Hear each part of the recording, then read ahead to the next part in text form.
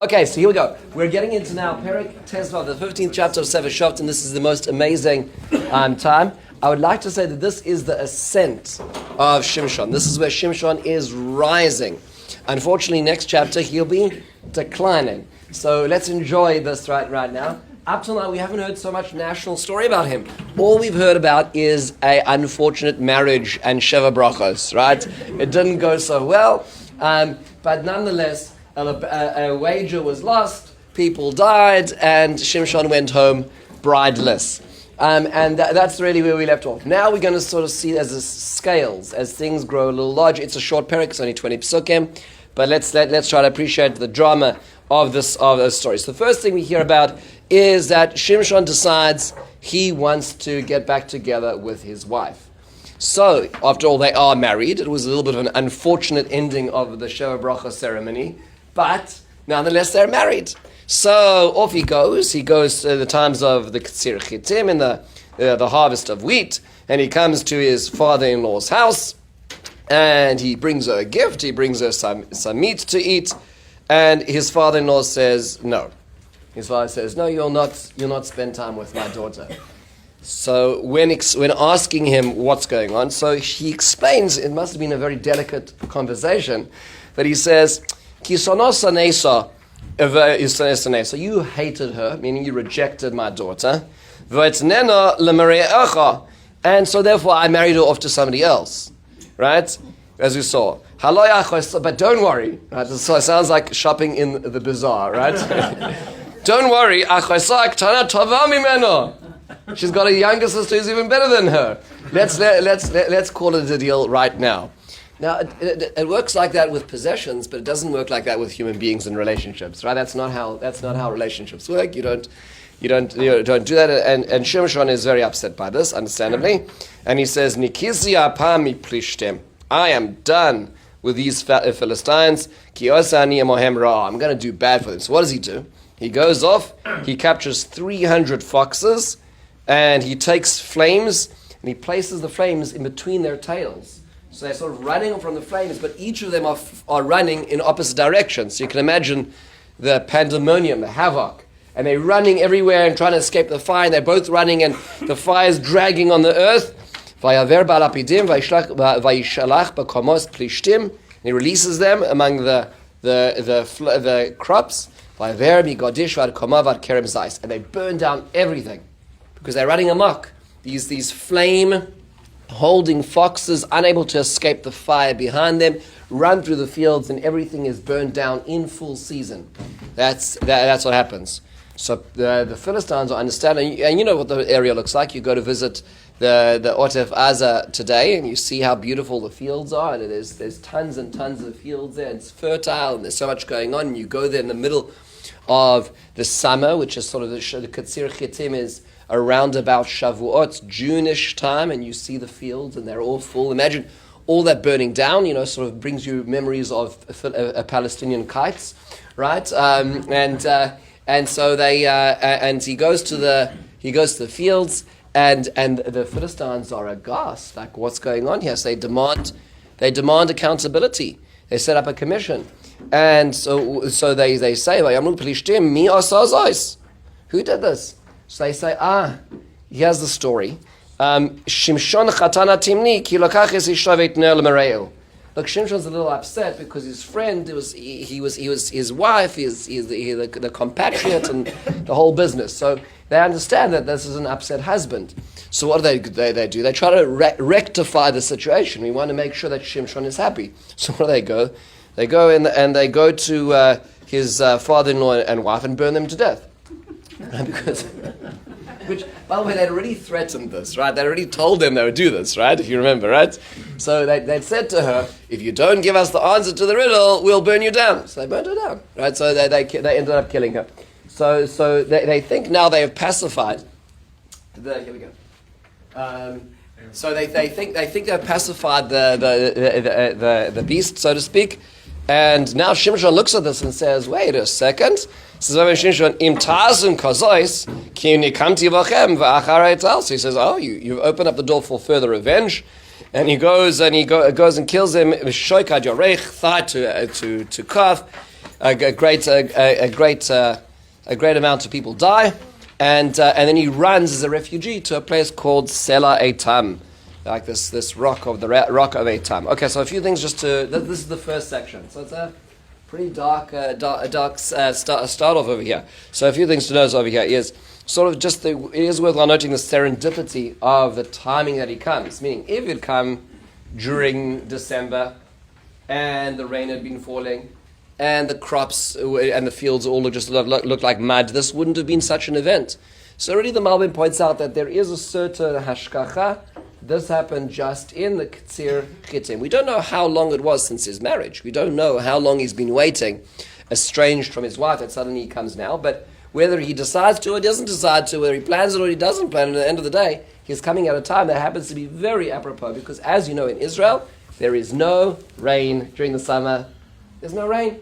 And so everything is dry. You put a little bit of fire. If you remember, unfortunately, a few years ago, around Yom HaAtzmaut, there was arson, which burnt all around Jerusalem. There's no stopping the fires once they start during the summer because there's no wet, there's no rain. So there's a certain hashkacha, there's a certain serendipity that this occurred during this time that the Malbim points out. Now, let's talk about the foxes. So his method is he takes these foxes and he ties them together. So the Gemara in Sota already observes that why did he choose Shualim? And the Gemara quotes Rav Aivu Bar Negdi, who says, Amar Shimshon Yava mi shechazer la'acharav v'yifra mi plishtim shechazru b'shvuasam. Let the fox who goes backwards be the symbol of taking revenge on the Philistines who retract, who walk backwards. Now, you know, a fox, sometimes we have these oversized images of foxes, and you think foxes are the size of wolves. They're not, they're small. Foxes are very small. I just saw a fox recently, I'm trying to remember where, but they're really very small animals. So they barely come up to your knee. They're very small animals, but they're very sneaky and they're slinky, right? And you confront them, and they kind of squirrel away and even in language today, we talk about a person who's foxy is like, a person who's not so trustworthy, right? It's not 100% straight when it comes to their dealings. It isn't just fantastic Mr. Fox of Roald Dahl, but foxes in general have a sense of distrust. So he's saying the distrustful animal will be the symbol of retribution for the distrustful nation. What does he mean, distrustful nation? What does he mean that they went backwards? So it goes back to Parashas Vayera in the end of chapter 21 in Parakaf Aleph in Sefer Bereshis. Avimelech, the king of Gerar, who's a Philistine, comes along, and he makes a deal with Avraham. Who needs the deal? Not Avraham. Avraham's quite all right, but Avimelech needs the deal. He wants security. So what does he says? Im tishkarni, ulenini, ulenerdi, kachesed, and he goes on and he makes this deal, and it's an intergenerational deal. He's saying the Philistines and the Israelites, we're not going to have problems with each other, right? We're going to live in peace and harmony. And Avraham Avinu signs the deal, and it's seen as a very bad thing that Avraham Avinu signs this deal. He doesn't need to make this deal.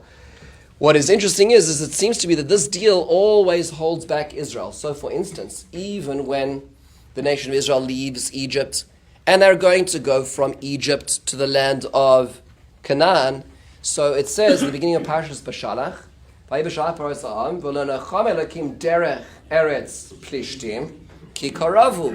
didn't go through the way of the Philistines because it is closest. Now, just in terms of geographically, if you're in Egypt and you want to get to Israel, the easiest way to go is along the border, which along the coast, which is through Gaza. That's called Derech Eretz Plishtim.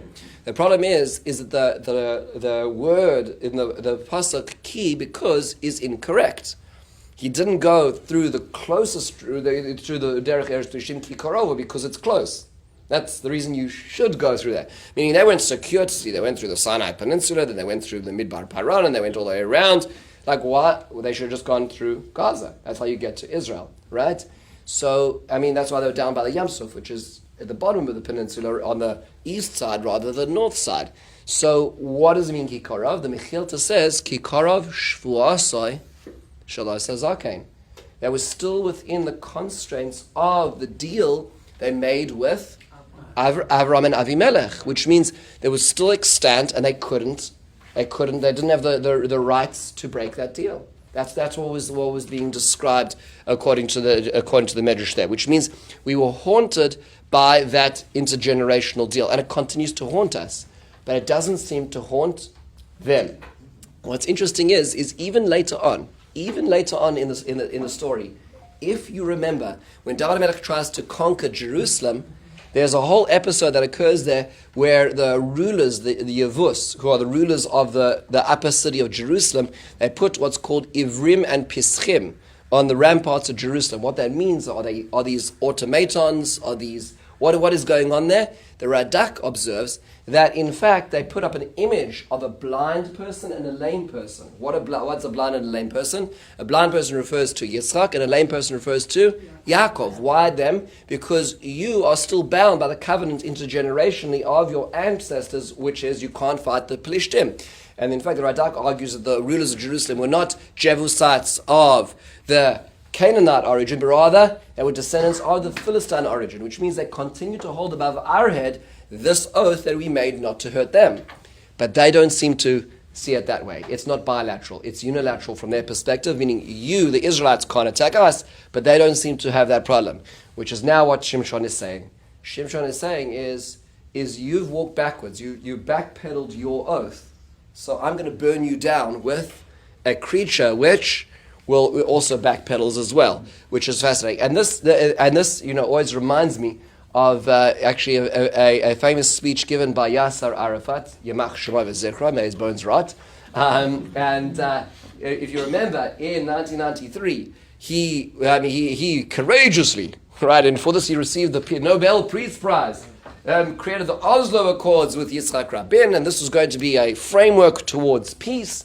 Right, and of course, he received the Nobel Peace Prize in his army uniform because, of course, he never wore anything else aside for his army uniform, which obviously was a great indicator of his level of commitment to the process.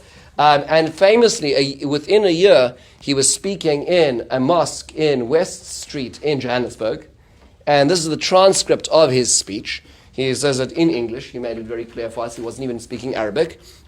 And he says, this agreement, I'm not considering it more than the agreement which had been signed by our Prophet Muhammad and Quraysh. And you remember the Caliph Omar had refused this agreement and considered it Sula Dania, a despicable truce, but Muhammad had accepted it, and we are accepting this Oslo Peace Accord. Well, just to understand what was happening, is when Muhammad himself, he was kicked out of Mecca, and he went to Medina. He was offered a position in Medina.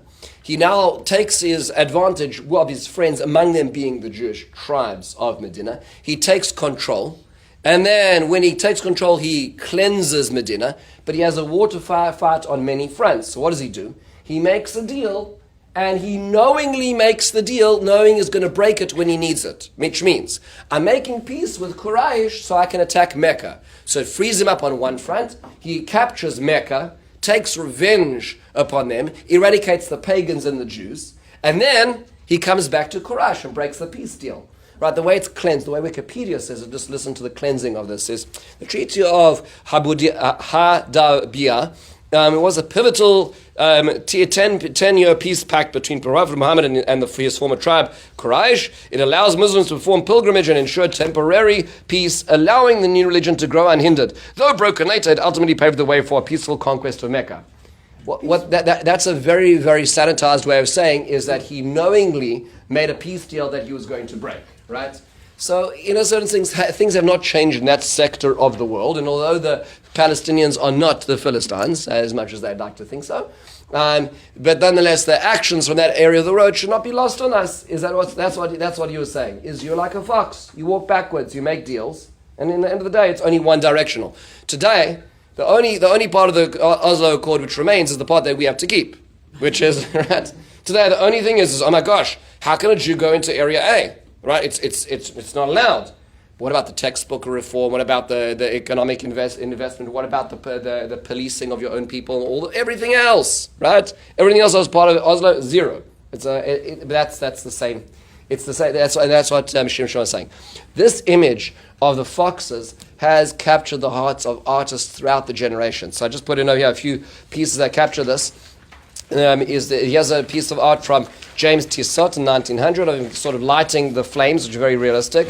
But if you go even back further to the year 1250 in the Vatopedi manuscript 602, here's a picture of him and the foxes. A little, he's obviously, Shimshon was definitely wearing riding breeches in those days.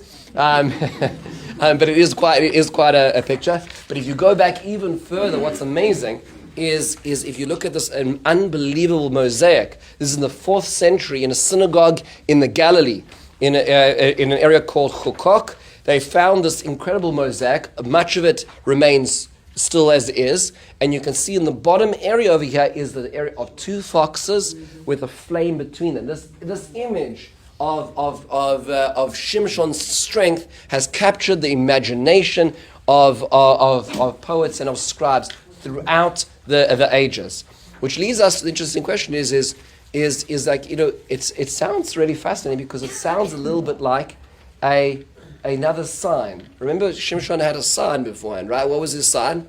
It was the lion and the bees, and now it's the foxes and the flames, right? Shimshon seems to interact with these images, these metaphors.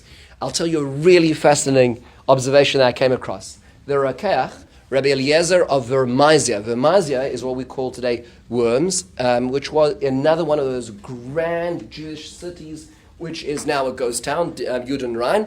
They have a beautiful shul there, but nothing to put into it. They were destroyed during the Crusades, essentially. We talk about them. They're one of the 3 cities that were destroyed, essentially, throughout the Crusades.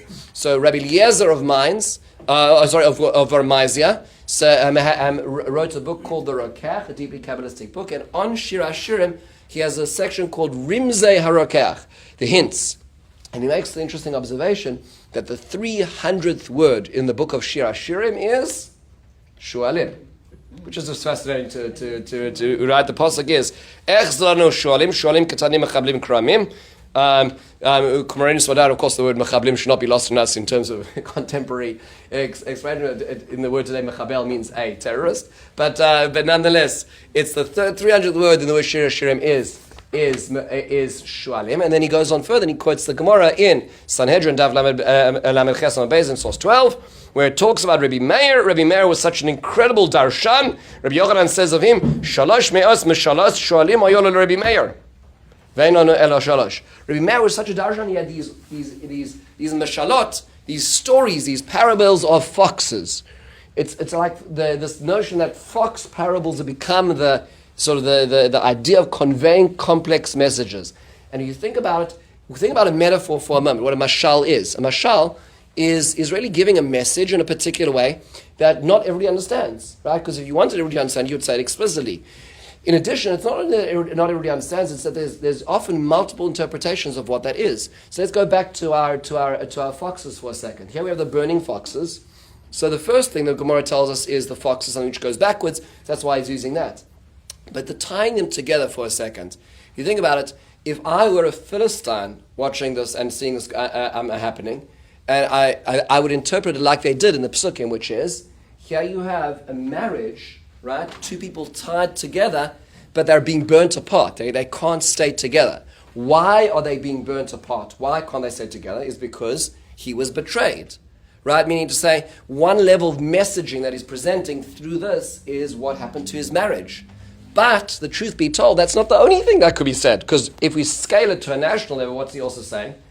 It's not just these 2 people, it's these 2 nations. In a certain sense, we can't live together.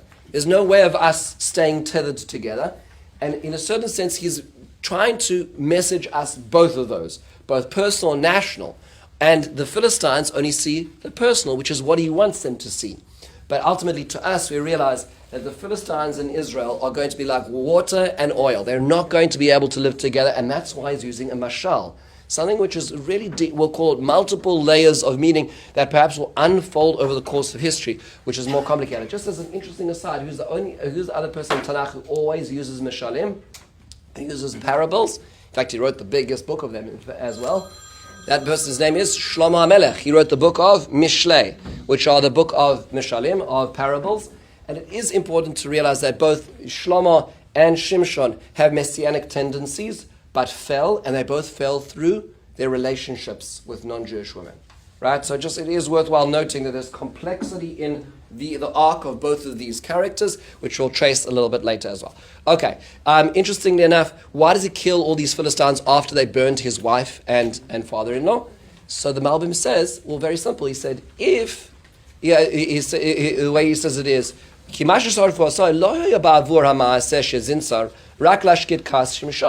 meaning, if beforehand you'd said this was an adulterer and this father was a facilitator of adultery, and you'd punish them, then I understand, but you didn't. You're doing it just to pacify me.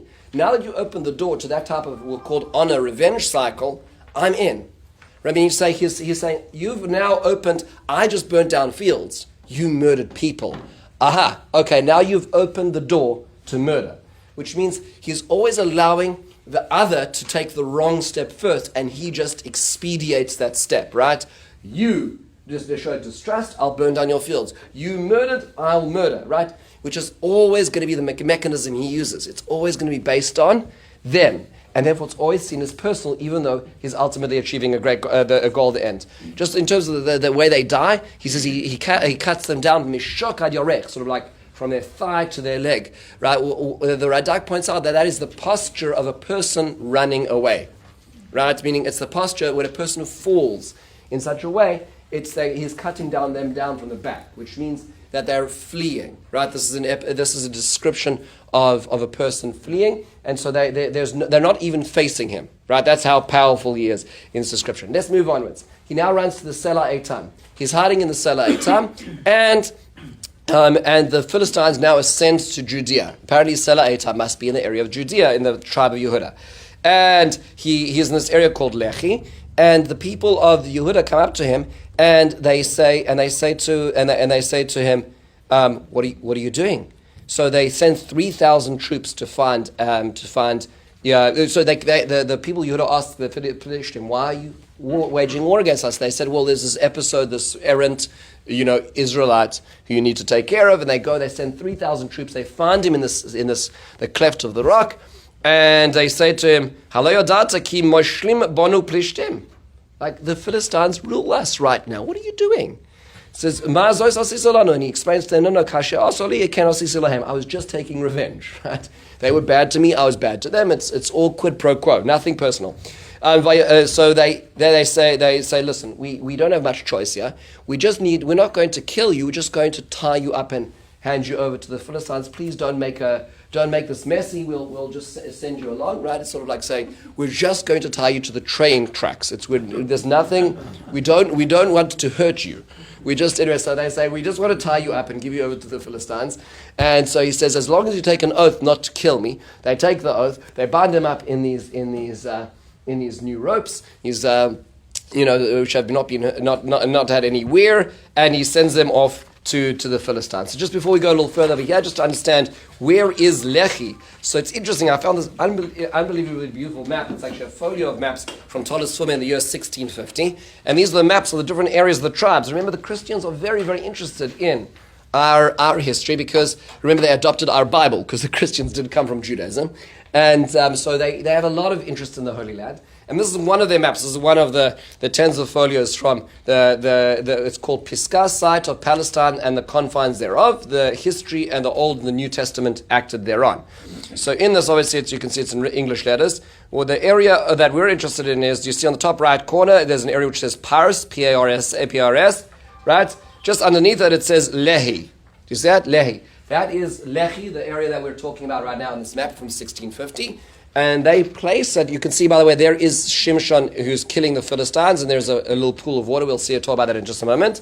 But he places it, interestingly enough, right next to the area of Caleb, right? And Caleb, of course, gets which area? Hebron, right? So he places it right next to Hebron there. Do you see that? Dan is the tribe in the north, and Yehuda is the area over here. The Philistines, of course, are in the area of Gaza, and you can see that as you move towards the Mediterranean Sea. So he places it near near Hebron. It has been a debate as to where this is because there are many caves in the mountains of Judea.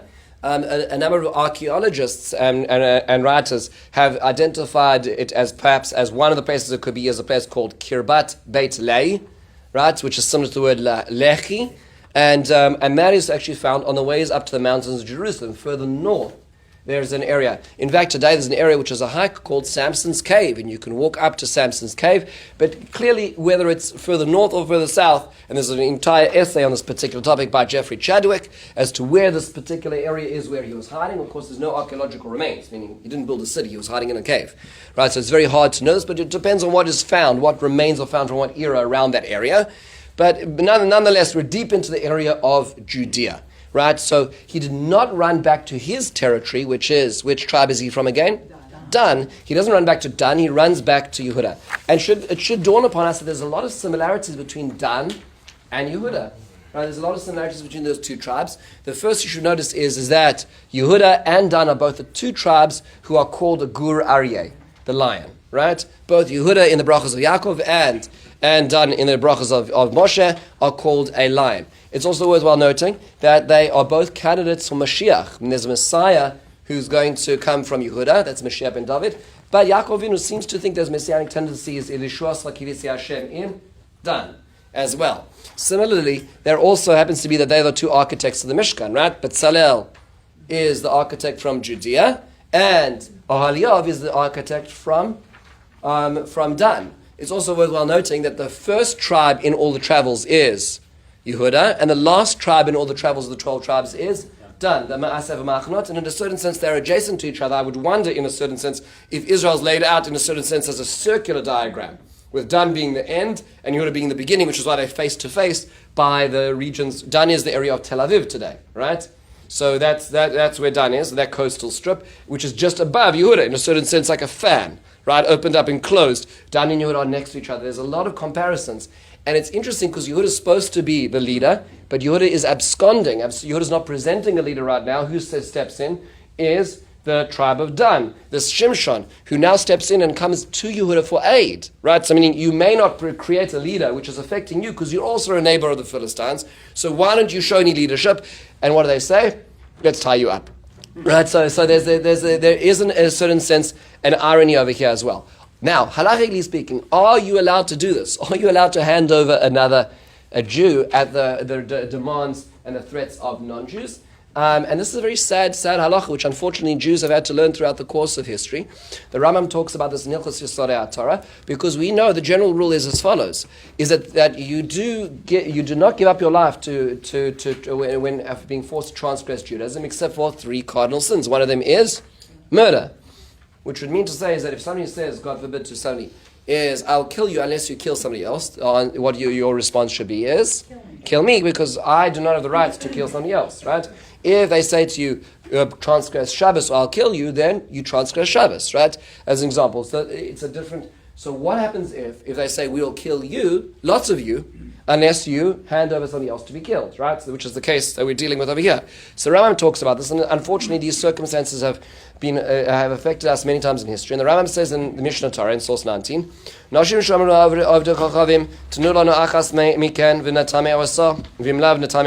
terrible situation. They demand that they hand over one woman for rape, or everybody will be abused. Yitamu kulam. We're not allowed to hand over anybody. You're not allowed to hand over. They say, if you hand over one of your group and we'll kill that person, right, then we'll leave the rest. Or we'll kill you all. You're not allowed to hand over. You're not allowed to allow one Jew to be killed or raped, God forbid, even at the expense of all the rest. But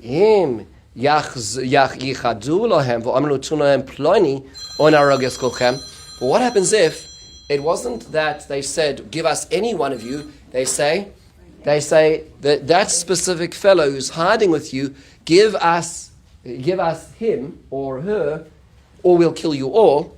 That case you are allowed to as well. This, in fact, appears later on by a case by the name of Sheva ben Bichri. We're not going to get to that. There's a siege Sheva ben Bichri is inside. They besiege the wall, and Yoav says, hand us, Sheva ben Bichri will kill you all. And there was a very wise woman who responded by throwing his head over the ramparts, and that saved the city. Right? So being allowed to kill one person, to say, in this case, or hand over to death, which is what the Malbim says, is that's what Yehuda was doing here. Is the Philistine didn't say, we need a Israelite. They said, we need that guy. There's a vigilante over here who's playing games. Give us him and we'll save you. And so what do? They send their forces to hand over the Israelites. They're allowed to do that. They're within their confines, the Malbim says. But there is something really sad over here. And it's worthwhile noting is, what do? They get their police force together. There's 3,000 cops outside the cave. You can imagine, the lights flashing, the cars, the walkie-talkies. They got their negotiation team on the ground there, the SWAT helicopters in the air. And what's this display of force for? To give over the Israelites to the Philistines. You would say, guys, why don't you fight the Philistines, right? There's a sad piece over here is that their display of force is to do what? Is to hand over a fellow Israelite. And there's something really tragic about this. We'll come back to that in just a moment, because I think this is how we need to clean this up. Okay. Now, it's also worth noting that what's Shimshon's responsibility? He doesn't fight. He doesn't commit suicide. He doesn't no display of force. He goes like a lamb. But his one condition is just, you can tie me up, but just don't kill me, right? Don't let Israelites not kill Israelites. We're going to see that it's interesting that for all the might and the brute strength of Shimshon, Shimshon keeps being betrayed by those who he trusts. He keeps being betrayed. He had a wife, and she told the marshal to his friends, right? And then he got really angry. And now he speaks to the people of Judea, and they tie him up and hand him over to the Philistines. And we're going to see the same thing's going to happen at the end. He doesn't learn. There's going to be another wife who says, and we know she's nefarious intent, and we can see she's got nefarious intent, and he carries on, saying, as long as you don't harm me, I'll trust you. He carries on. It's interesting. It's almost like there's a social piece of his way of thinking that doesn't take into account nefarious people. It's just a fascinating thing. For all the strength he has, his acumen of trust, he's an over-trusting person. We know this. We've met people who are incredibly skilled, and there's this one little piece that's missing. And that one piece is he's got an overabundance of trust of others, and they always betray him. He's betrayed by people after people after people. And this time, it's not his wife. It's the Israelites are betraying him. They don't defend him. They throw him out. Let's move forward and see what happens. We're just going to skip the pictures for a second. The last section of our parak is he's sent out, he's tied up twice in his new ropes. And as the Philistines see him, they're so excited. They're going to make a spectacle of his lynching, essentially. Right? And as he runs down, Ruach Hashem, the Spirit of God comes upon him once again, and he breaks the ropes as if they were simply flax around his arms. Nothing can hold him back, and they literally melt off him. He picks up a lechi chamor, which is the jawbone of a donkey, and with that jawbone of a donkey, he kills over 1,000 of the Philistines who are there to take him into captivity. And he says this very powerful poem, which has obviously got many meanings.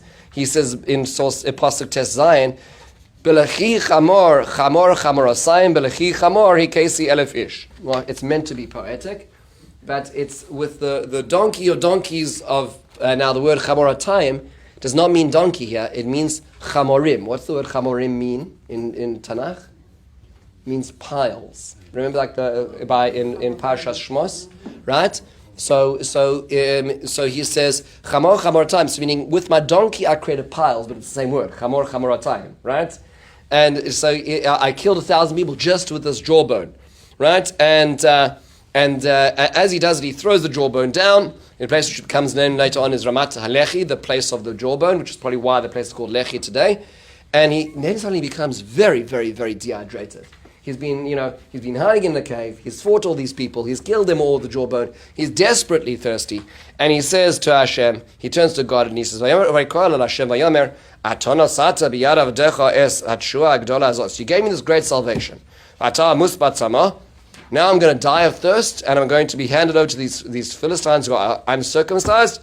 So God does an amazing miracle. Hashem opens up a spring from the place where he throws down the jawbone, and a spring from the ground comes up, a miraculous spring, and he drinks right there. I mean, this is an amazing Basically, it's called Ein HaKoreh. This is called the spring of the caller. Why the caller? Because he just called out to God.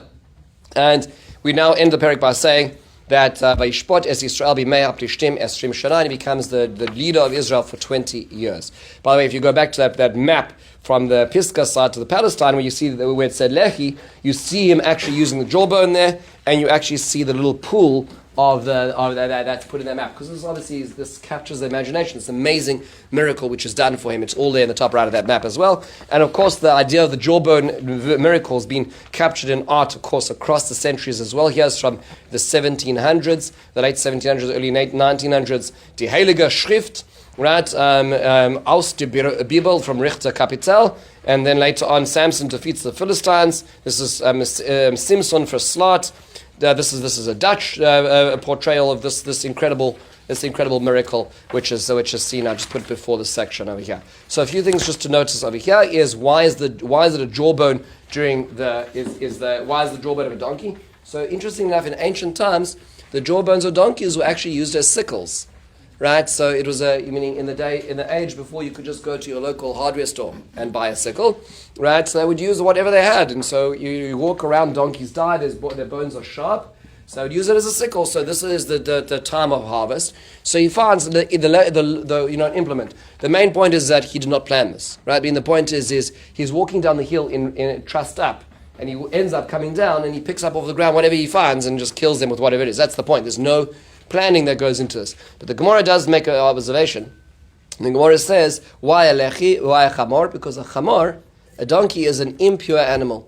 It's not a kosher animal. And so the Gemara says, Hu iva ledavar tamei, lefirach nislu chaya bedavar tamei.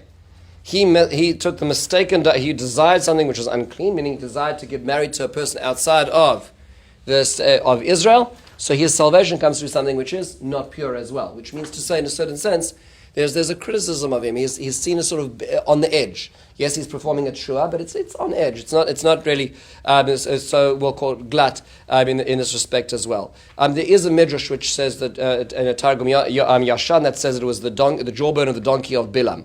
But why was but sort of connecting this idea of to Bilam itself. One of the other questions, which is why did he become so weak so fast? Here he is, ropes melting, people dying, and then suddenly he can't get a drink of water, right?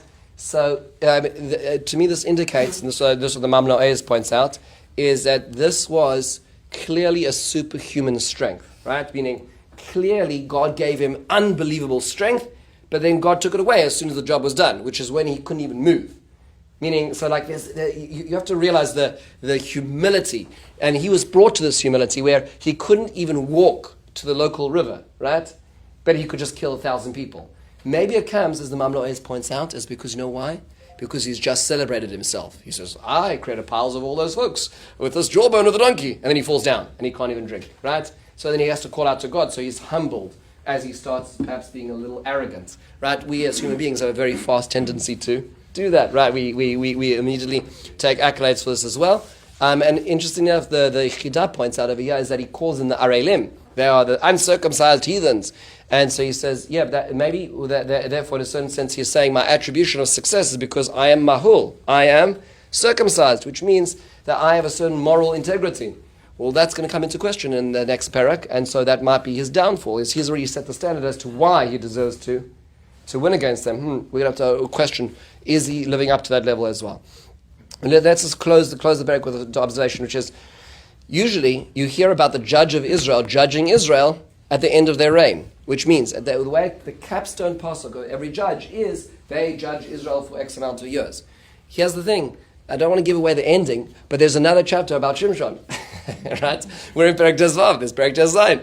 And then the last word of the parak is he judged Israel for 20 years. Did he really? So we'll get that in a second. So the Radak points out is that, because unfortunately, from now onwards it's going to be downhill. Meaning, so this is his greatest victory, and then from now onwards it's going to be complicated. As the complicated, the pasuk, it says it twice, at the end of his life and here in the middle of his life, to sort of in a certain sense bracket off and say there was success here, but later on perhaps less success. That's one of the reasons why it's told twice. But the other point is did he really? The question is was he really the classic shofet? Which I want to address perhaps more at the end of next time, because once we see his fall, there's a lot to discuss as to what level of leadership. But there's another angle over here. To whatever level, it sounds like that, let's sort of put yourselves in the perspective of the people of Judea, right? See how they are. They just betrayed or threw out a fellow who they feel like is a danger to them, because like harboring this fellow is going to only lead to problems with the Philistines, and then he comes back and kills them all. So what do you do then? So Vayishpot Yisrael Shimshon indicates that perhaps there was some sort of level of embracing, perhaps, of this newfound level, which is so sad. Because think about this for a moment, and this brings me back to a moment in the 1940s in America. In the 1940s in America, did America know what was going on in the Holocaust? The answer is absolutely yes. It was published in the New York Times. They knew what was going on in perhaps the scale they didn't know quite yet, but they knew that the Holocaust was going on. And so what were the Americans doing? But more than that, what were the American Jews doing at the time? There were many things that Jews were doing. But the most politically connected and powerful Jew of the time was a man by the name of Rabbi Stephen Wise. And there's a book which has come out called "The Jews Should Keep Quiet" by Raphael Madoff. And again, he's not the only perspective, but his argument in the book is that Wise's perspective was when he had the ear of the president, and he told the president, don't listen to the Jews, and he encouraged the Jews to keep quiet. That procession of 400 rabbis who came to the White House was not received at the White House. All they were asking for is bomb the tracks. That was just bomb the tracks to Auschwitz, right? And this is while America had the upper hand, and they could have diverted bombers, and yet the perspective was, and to quote this over here, throughout the book, Madoff tells us that Wise agonized over the fate of the Jews in Europe, but that his misplaced devotion to the president would not allow him to go against the government policies. On the other hand, he discouraged any active efforts by Jewish organizations he did not control to publicly raise the issue of the wholesale murder of Jews in Europe, lest it place the Jews in a position of appearing to fail to support the president in wartime and lead to acts of anti-Semitism at home. Meaning, ultimately, you're saying, I'm protecting the Jews here in America because if the Jews go against the president's policy, then it's going to threaten the American Jews, and we can't afford to threaten the American Jews, so let's keep quiet about the European Jews. That was his perspective. And ultimately, America did not do too much in the end of the day. America was very quiet on the Jews in the Holocaust. They didn't do too much to help the Jews, and they could have. At this point in time, Auschwitz is running, in 1944, 44 parallel railway lines, meaning as they're deporting Hungarian Jewry. Right? It's in the thick of it. The Holocaust was ramping up at the end of the war. But nothing happened. And it comes back to this conversation was had here in this parak again. What happens is, the people of Yehuda come to Shimshon. Shimshon's doing something, and they say to him, but the Plishtim are moshlim banu. Like, we're not in charge here, right? That's the voice of a diaspora Jew, right? The irony is the diaspora Jew is in Israel, right? And the diaspora Jew is saying, is like, we're not in charge here. Like, let's just be quiet. Let's let the storm go past. And even if that means to say sacrificing, for somebody just, on the altar of goodwill, because maybe it'll buy us some time, which it doesn't, right? But nonetheless, that voice is a voice of weakness. And in a certain sense, there's this voice, this posture of weakness of let's just pacify the neighbors. And diplomacy is well wanted. But that voice, the irony is that once Shimshon proves himself in the end of the day, they seemingly embrace him. That he was a shofet for 20 years. So they're embracing the person they betrayed, in a sense. And there's something which says about the rottenness in the state of Israel at this point in time, in terms of the lack of leadership, the lack of willingness. And it comes back to that mashal of the trees of your time, right? Is who's going to take leadership? No one's there. So what ends up happening is you have this man, this brute, this incredibly strong man who steps in, and people are unsure, should we back him, should we not back him? They reject him and then they embrace him. It is because nobody else has stepped up. Yehuda has not produced anybody who's able to lead, and therefore they have the complex relationship with a very complex leader. We're going to get to next week, which is we'll see as it gets even further, but in the meantime, this sort of lays the stage for the end of his life. Thank you so much, everybody.